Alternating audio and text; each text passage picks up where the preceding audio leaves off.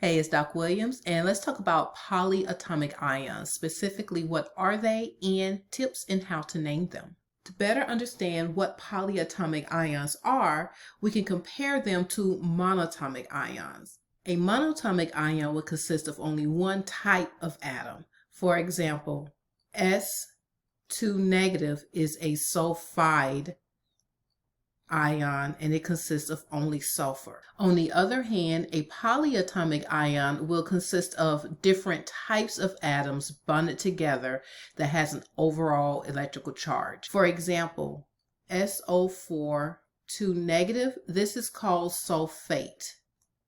In this case, we have 4 oxygens and a sulfur bonded together to form a 2 negative ion. Another example will be SO3 with a 2 negative, and this is called sulfite. So let's look at another example with phosphide. This is a single atom, phosphor, that forms the phosphide ion. But a polyatomic ion consisting of more than just one may be phosphate.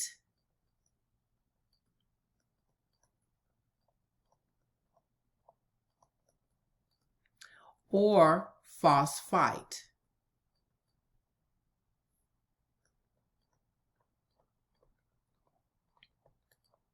Let's take a closer look at the names and how they are named. And when we look at the names of these ions, we can begin to see a pattern emerge. And it's going to be this pattern that's going to help you be able to memorize a lot of the names of several common polyatomic ions. Let's take a look at one of the examples we saw on the other page. We had S2 negative, SO3 2 negative, SO4 2 negative. So when there is only one type of atom, a monatomic ion, particularly an anion, negative ion. So when there's one type of ion, particularly in most cases your negative ions, we have the ending in "ide," as in sulfide. If you have an ite, sulfite, you'll notice that the ite is going to have one oxygen less than a fate, sulfate. Now let's apply this same pattern to the other example we saw on the previous page. We have P3 negative, PO3 3 negative, and then PO4 with one more oxygen, 3 negative. If we have the monatomic ion, then that will be phosphide, where we change the ending to IDE. If I memorize my phosphate, then I automatically know that one oxygen less would be my phosphite.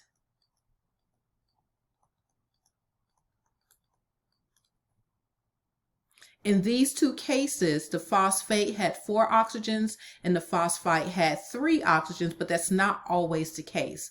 That's why I say if you go ahead and memorize which one is your phosphate, then that will help you to be able to identify your phosphites and a few others that we'll look at later in this video. In this next example, we have N3 negative, NO2 negative, and NO3 negative. I will identify this last one as nitrate. Based off of the patterns that we had in the other two examples, can you name the first two?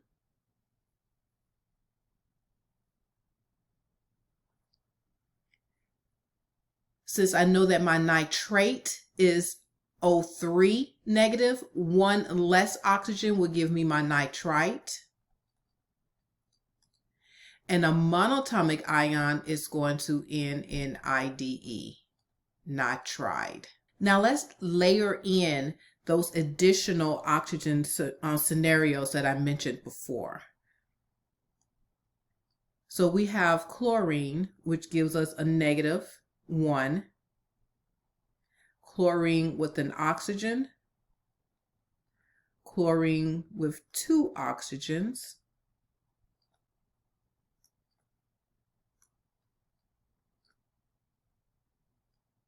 O3 and chlorine O4. So again, if you memorize which one is your 8, then you can use that to help you name the others. I'm going to tell you that this one is the 8, so this will be chlorate, which will make the oxygen 1 less, chlorite. And the monatomic, chloride. When you have 1 oxygen less than ite, that's when we go into our prefixes. We use hypo and then chlorite. And whenever you have an oxygen higher than 8, we use the prefix per in front of chlorate.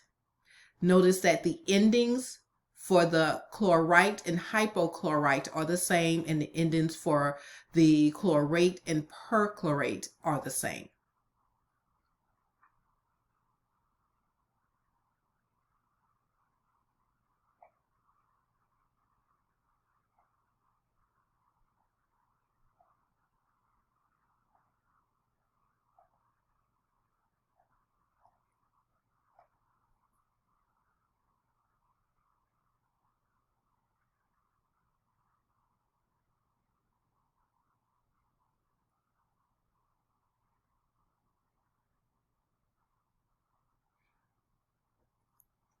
Okay, let's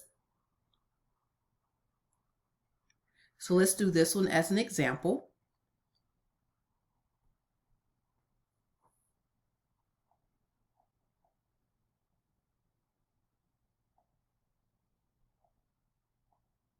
Okay, here's one for an example.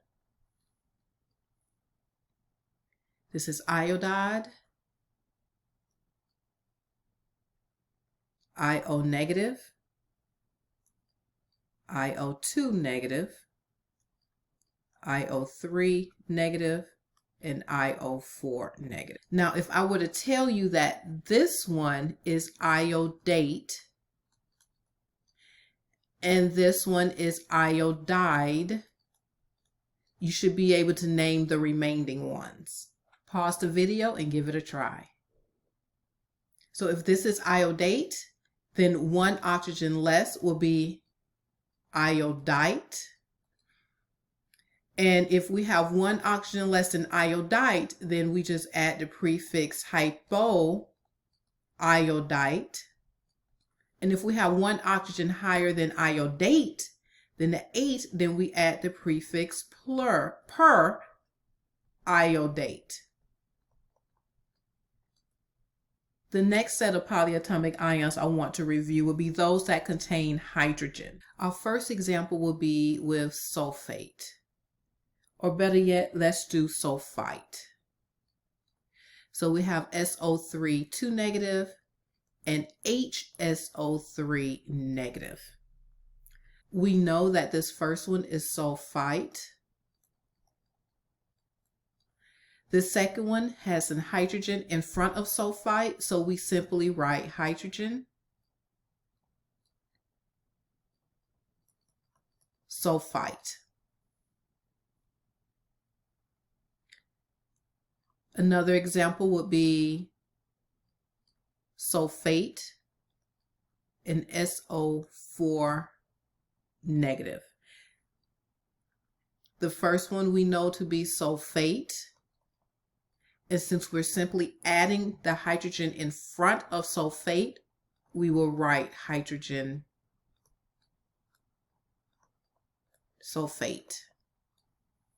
What do you think you would name HS negative? In this case, it would be hydrogen sulfide.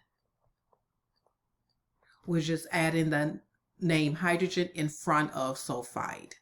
Okay, here's another example. And this time we will have you name them.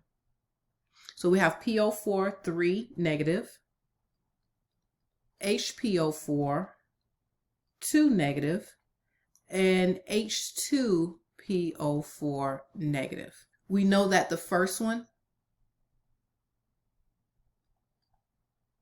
is phosphate. What would the name of the second one be?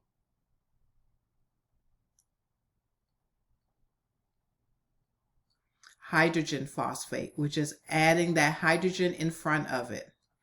The third one, we have two hydrogens here. In this case, we will use the prefix of di, which means two, hydrogen, and we will still add phosphate. These are just a few of the polyatomic ions that you're going to have to memorize, but these rules or these tips should help you to recognize the names and be able to name them when you come across them again. These tips will help you recognize some names or some patterns to help name some of the polyatomic ions you are going to have to memorize. That will be very helpful throughout the rest or the remainder of chemistry. So let's go ahead and summarize. Most monatomic anions end in "ide." Your positive ions are cations. You would just say the name and ion at the end, such as sodium ion, but your negative ions will end in "ide."